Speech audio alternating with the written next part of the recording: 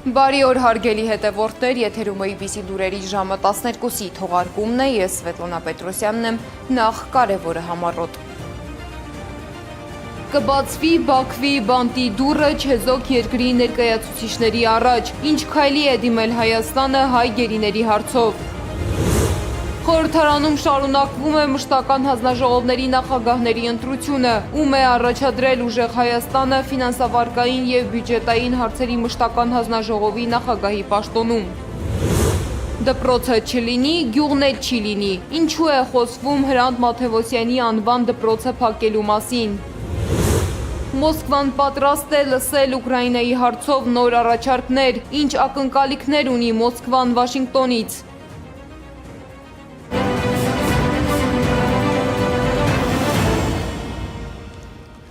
Հայաստանը դիմել է չեզոք երկրի Բաքվում հայ գերիներին տեսակցելու խնդրանքով, սակայն անհրաժեշտ է նաև Ադրբեջանի համաձայնությունը։ Թե կոնկրետ որ երկրին է դիմել Հայաստանը, Սպուտնիկ Արմենիայի հարցին արտաքին գործերի նախարարությունը չի պատասխանել։ Միաժամանակ հայկական կողմը պնդում է, թե շարունակում է հարցը քննարկել Կարմիր խաչի միջազգային կոմիտեի հետ։ Արտաքին գործերի նախարարությունից ասում են, այս տարվա ընթացքում Կարմիր խաչին թույլ չի տրվել այցելել Բաքվի բանտերում պահվող հայերին։ Նախարարությունից նաև հայտնել են, որ գերիների հարազատներից պաշտոնական դիմում չեն ստացել պետական աջակցությամբ Բաքու այց կազմակերպելու խնդրանքով, սակայն տեղյակ են կառավարությանն ուղղված բաց նամակից։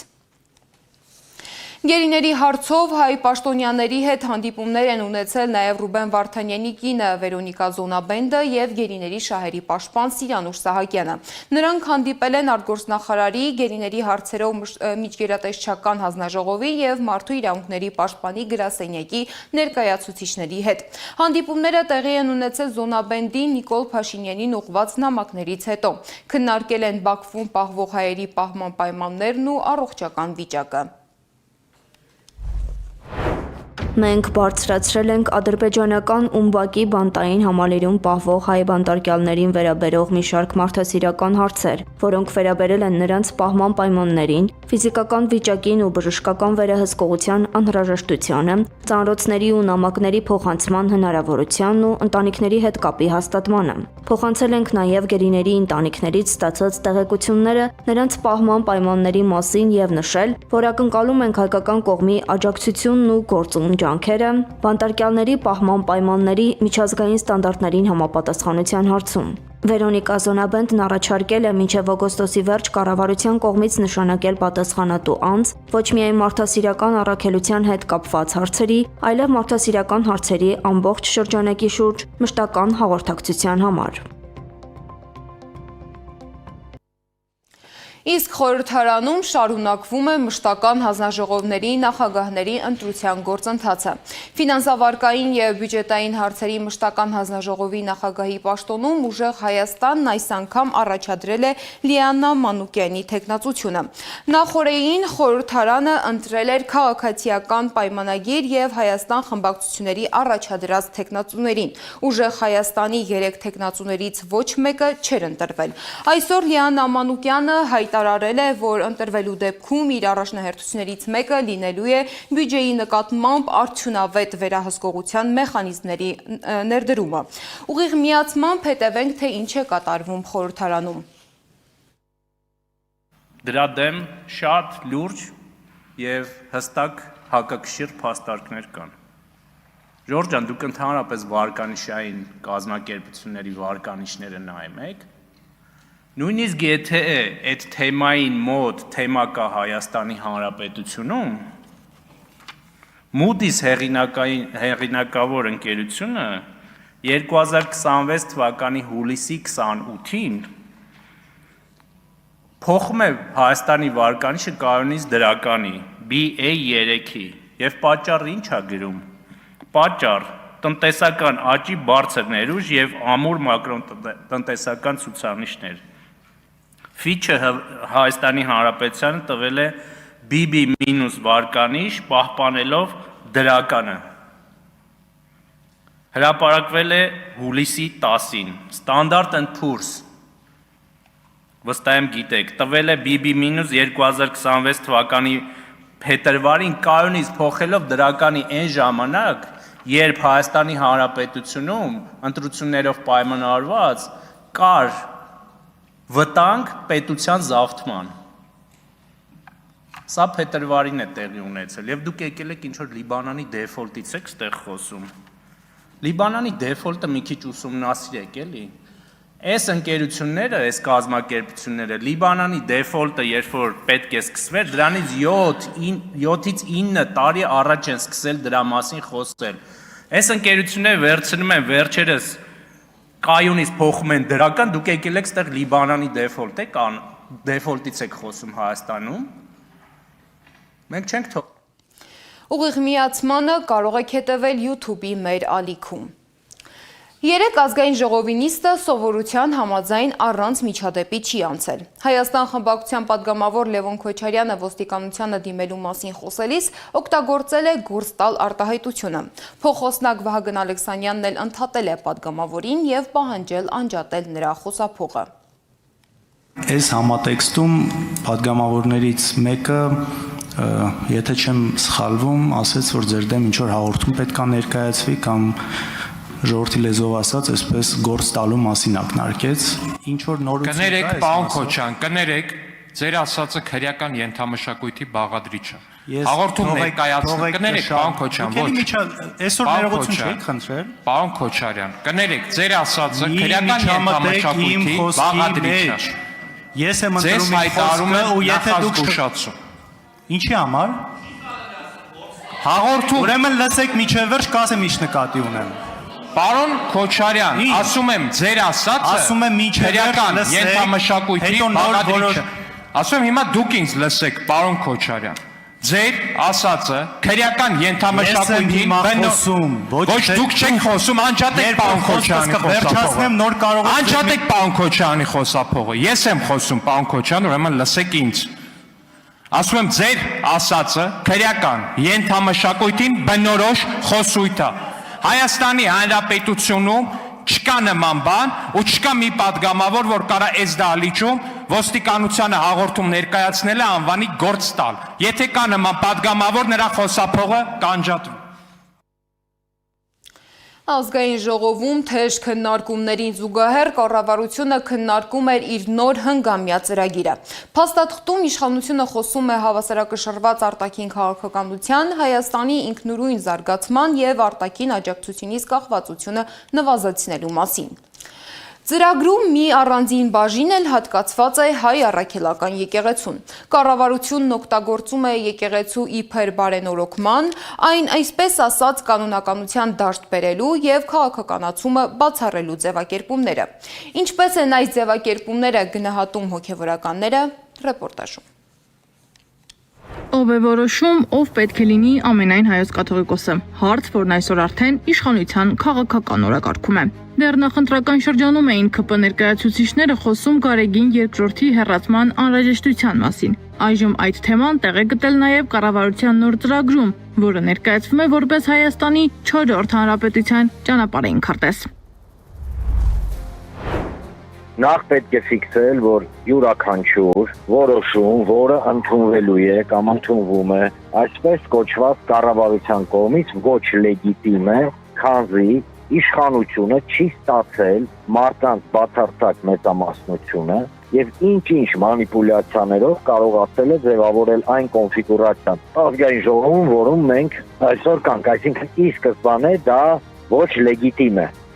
Բայց այստեղ առաջանում է գլխավոր հարցը, ինչ ընթացակարգով է որոշվում ամենայն հայոց կաթողիկոսի հարցը։ Սահմանադրությունը հստակ է, կրոնական կազմակերպություններն անջատ են պետությունից։ Միաժամանակ պետությունը ճանաչում է հայ առաքելական Սուրբ եկեղեցուն որպես ազգային եկեղեցու բացառիկ առաքելությունը հայ ժողովրդի հոգևոր կյանքում, ազգային մշակույթի զարգացման եւ ազգային ինքնության պահպանման գործում։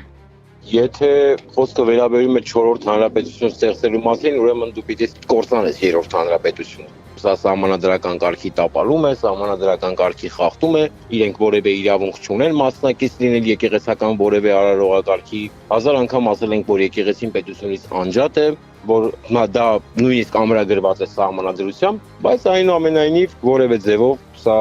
մեր կողմից ասվում է, բայց մնացած կողմերից լսելի չէ։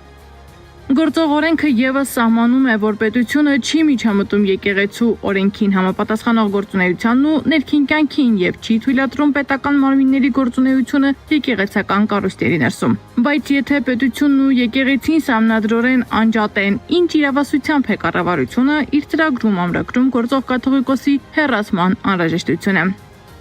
Այս իշխանությունը իրականացնում է արևմտյան Ադրբեջանի ձևավորման կոնցեպտը առայժմ փափուկ, կանվանեք 4-րդ հանրապետություն, կանվանեք 5-րդ պատիեզ, կանվանեք, չգիտեմ, 8-րդ վերելակ, դա չի փոխում ըստ էության տրամաբանությունը։ Այսօր իշխանությունը գործում է արևմտյան Ադրբեջան ձևավորելու, սա ոնց որ նախանշումներն են, տրամաբանության ներքո։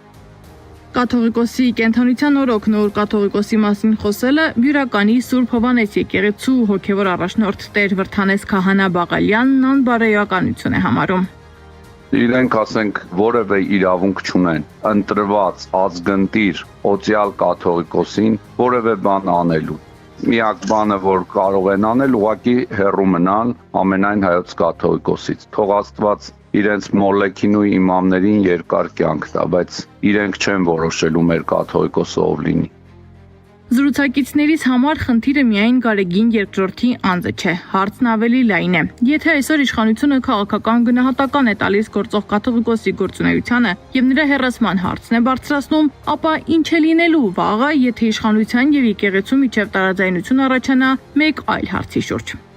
Նիկոլ Փաշինյանը չէ, որ պետք է կազմակերպի կաթողիկոսի ընտրություններ, դրանք կազմակերպում են ներեկեղեցական տարբեր ազգաններում, սկսած Գերագույն հոգևոր խորհրդից ավարտված ազգային եկեղեցական ժողովում։ Այսինքն ոչ ազգային ժողովը, ոչ կառավարությունը իրավասու մարմին չեն կաթողիկոսին հեռացնելու կամ նոր կաթողիկոսական ընտրություններ կազմակերպելու։ Փորձագետներն ասում են, կառավարությունը ստացել է քաղաքացիների քվեն երկիրը կառավարելու համար, բայց այդ քվեն կաթողիկոս ընտրելու մանդատ չի տալիս։ Կաթողիկոսին ընտրում է եկեղեցին իր սահմանած կարգով։ Ուստի այս պատմության առանցքում միայն կաթողիկոսի հարցը չէ։ Խնդիրը նաև այն սահմանն է, որը բաժանում է պետության եւ եկեղեցու լիազորությունները։ Իշխանությունը փորձում է փոխել կաթողիկոսին, թե փոխել այդ սահմանը։ Սեդա Մակարյան, Նոնա Գևորգյան, ABC Media։ Կառավարության նոր ծրագրով փոփոխություններ են նախատեսվում նաև կրթության ոլորտում։ Դպրոցների օպտիմալացման ծրագրի շրջանակում անորոշ է մնում Լոռու Ահնիձորի Հրանտ Մաթևոսյանի անվան դպրոցի ճակատագիրը։ ԿԳՄՍ նախարարությունն ասում է, դպրոցը փակելու վերաբերյալ դեռ որևէ որոշում չկա, սակայն գյուղում մտավախություն ունեն, որ եթե դպրոցը տեղափոխվի հարևան Լոռուտ, դա կարող է խնդիրներ ստեղծել ոչ միայն երեխաների, այլև ամբողջ համայնքի ապագայի համար։ Ինչպես է մեկնաբանում Հրանտ Մաթևոսյանի ընտանիքի անդամները եւ ինչու է դպրոցի հարցը կարևոր գյուղի համար, Անահիտ Սարգսյանի ռեպորտաժում։ Փոքրիկ գյուղի դպրոցը փակելն ու աշակերտներին հարևան բնակավայր տեղափոխելը կրթության որակի բարելավում է, թե գյուղը դատարկելու վտանգավոր քայլ։ Կառավարության 300 դպրոց 500 մանկապարտեզ ծրագրի շրջանակում նման փոփոխություն է նախատեսվում նաև Լոռու Ահնիձորում, Հրանտ Մաթևոսյանի ծննդավայրում։ Հրանտ Մաթևոսյանի դուստրը Շողեր Մաթևոսյանը մտահոգված է. ինչ է լինելու համայնքի ճակատագիրը, եթե դպրոցը փակվի։ Նրա խոսքով գրողն իր ամբողջ գիտակցական կյանքն է նվիրել դպրոցի պահպանմանը, իսկ այսօր այդ նույն գյուղը կանգնել է դպրոցը կորցնելու վտանգի առաջ։ Կիրովականից 3-4 ընտանիք վերադարձել է գյուղ, իրենց տնտեսություն են ստեղծել, սենց միասնական, ընդ օջախ է առաջացել։ Այսինքն ունեն մանր երեխաներ։ Հասկանում եք, իրանք հիմա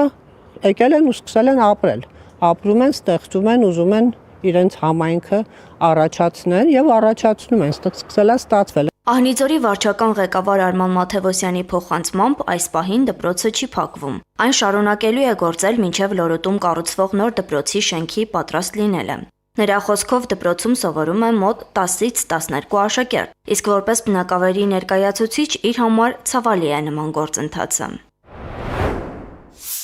Սեպտեմբերից գործելու, առայժմ գործելու, որովհետև խոշորացված դպրոցի նոր շենքը լադր կառուցման փուլում է, Լոռուտ բնակավայրը գտնվում։ Շինարարությունը չի ավարտվել, մինչև շինարարության ավարտը նախկին դպրոցը գործելու։ Կառավարությունը դպրոցների խոշորացումը ներկայացնում է որպես կրթության որակի բարձրացման և ժամանակակից կրթական պայմանների ստեղծման միջոց։ Այս դեպքում նոր դպրոցը լինելու է հարևան Լորուտ բնակավայրում։ Ահնիձորի երեխաները ստիպված են լինելու ամեն օր մոտ 7 կիլոմետր ճանապարհ անցնել դպրոց հասնելու համար։ Շողեր Մաթևոսյանը հարց է բարձրացնում. ինչպես է այս փոփոխությունն ազդելու երեխաների և համայնքի կյանքի վրա։ Այդ երեխաները պիտի այնտեղ մնան, այնտեղ սովորեն։ Հիմա մյուս դպրոցը, որ սարքել են, իրանք ենթակառուցվածքը տալու են, ասենք թե ավտոբուսա գալու այդ երեխաներին տանի Լորուտ, հա, ասենք թե մոտակա գյուղն եմ ասում 7 կիլոմետր է հեռավորությունը,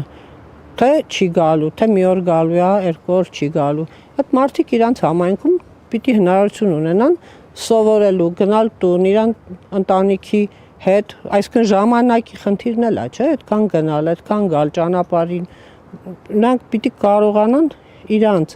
գյուղում տեսնեն իրանց փոքրիկ իրանց հայրենիքում իրանց միկրո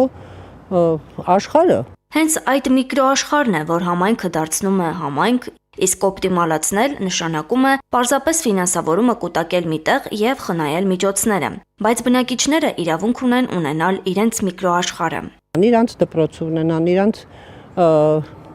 չգիտեմ, մշակույթի պուճուրիկ տունը, իրանց հանդիսությունները անելու պուճուրիկ ամեն ինչը։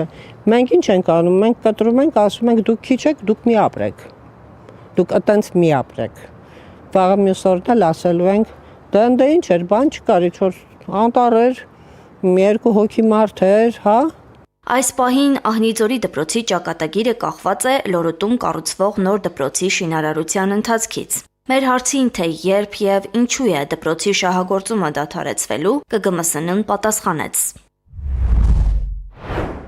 Դպրոցի վերակազմակերպումը կամ դրա գործունեության ձևի փոփոխությունը կարող է իրականացվել միայն համապատասխան իրավական ընթացակարգով և Հայաստանի Հանրապետության կառավարության որոշմամբ։ Կառավարության նման որոշում չկա։ Ահնիձորի Հրանտ Մաթևոսյանի անվան դպրոցի փակման մասին առաջինն հազանգել էր գրողի որդին Դավիթ Մաթևոսյանը, նշելով, որ դպրոցների օպտիմալացման ծրագիրը կարող է արտագաղթի պատճառ դառնալ։ Ես ամենայն պատասխանատվությամբ ասում եմ, որ աշխատատեղերը փակվելու են, այս դպրոցին առնչվող աշխատատեղերը վերանալու են եւ այդ երիտասարդ ընտանիքները, վերարտադրության տարիքի ընտանիքները, որոնց երեխաներն էլ հենց այս դպրոցի աշակերտները են, այս գյուղից գնալու են։ Բայց Ահնիձորի դեպքում հարցը միայն դպրոցի փակումը չէ։ Փոքր գյուղում դպրոցը միայն կրթության վայր չէ, այն համայնքի կյանքի կենտրոնն է, եւ եթե այն չկա, ապա ինչն է պահելու գյուղը։ Անահիտ Սարգսյան, Էդիկ Մալաքյան, Գեղամ Ղազարյան, ABC Media։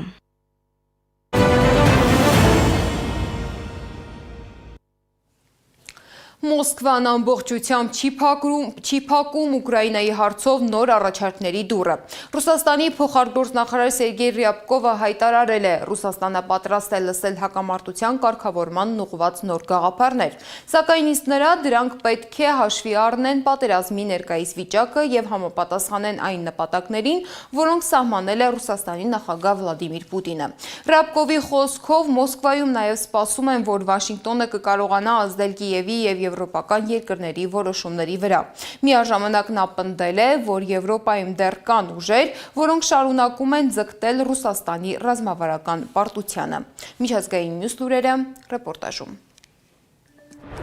ԱՄՆ նախագահ Դոնալդ Թրամփը հայտարարել է, որ Իրանի հետ հնարավոր գործարքի հասնելն այժմ ավելի դժվար է դարձել։ Պատճառներից մեկը նրա խոսքով իրանական ղեկավարության փոփոխությունն է։ Թրամփի խոսքով Իսրայելի և ԱՄՆ-ի հարվածների առաջին օրն Իրանի գերագույն առաջնորդ Ալի Խամենեիի մահից հետո նրա որդին Մոջթաբա Խամենեին ստանձնել է այդ պաշտոնը և այժմ ամերիկյան կողմը դժվարանում է հասկանալ, թե ում հետ պետք է բանակցի։ Թրամփը նաև նշել է, որ իր վարչակազմը փորձում է հասկանալ, Թեհրանը պատրաստ է փոխել իր քաղաքականությունը և գնալ Արևմուտքի հետ հարաբերությունների բարելավման, թե շարունակելու է դիմակայությունը։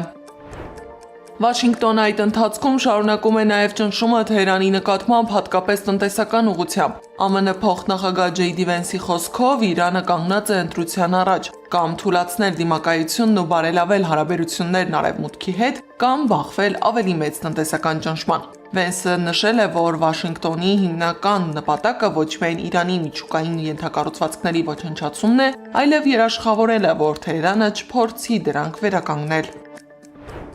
Վաշինգտոնը նաև ներկայացրել է հակամարտության ընթացքում ունեցած կորուստների տվյալները։ Պենտագոնի տվյալով առաջին գործողության ընթացքում զոհվել է 14, իսկ հուլիսի 7-ից հետո եւս 4 զինծառայող։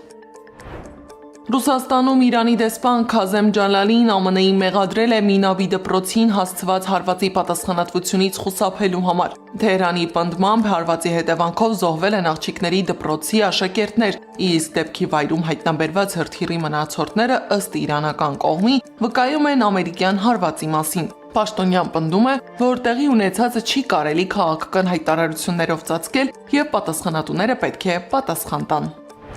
Իսկ ԱՄՆ-ի նոր սահմանափակումներին Թեհրանը կոշտ է արձագանքել, դրանք անվանելով տնտեսական ահաբեկություն։ Իրանի արտգործնախարարությունը հայտարարել է, որ նոր պատժամիջոցները չեն ստիպի Թեհրանին հրաժարվել իր ազգային շահերի եւ ինքնիշխանության պաշտպանությունից։ Իրանական կողմը նաեւ պատասխանատու է համարում ոչ միայն ԱՄՆ-ին, այլև այն երկրներին ու կառույցներին, որոնք մասնակցում են պատժամիջոցների իրականացմանը։ Իրանի շուրջ ստեղծված լարվածությունը միջազգային օրակարգի միակ հակամարտությունը չէ, դիվանագիտական ճնշումների, բանակցությունների թեման շարունակում է առանցքային մնալ նաև Ռուսաստանի եւ Ուկրաինայի հարաբերություններում։ Ուկրաինայի նախագահի գրասենյակի ղեկավարի տեղակալը հայտարարել է, որ Ռուսաստանի հետ բանակցություններից հրաժարվելը կարող է հետևանքներ ունենալ Կիևի համար։ Նրա խոսքով նույնիսկ ամենաբարդ վիճակում դիվանագիտական աշխատանքը պետք է շարունակվի, իսկ բանակցությունների դադարեցումը կարող է սխալ եւ վտանգավոր լինել։ Ռուսաստանն իր հերթին հայտարարել է, որ պատրաստ է Ուկրաինայի հետ խաղաղ բանակցությունների հիմք ընդունելով 2022 թվականի Ստամբուլյան պայմանավորվածությունները։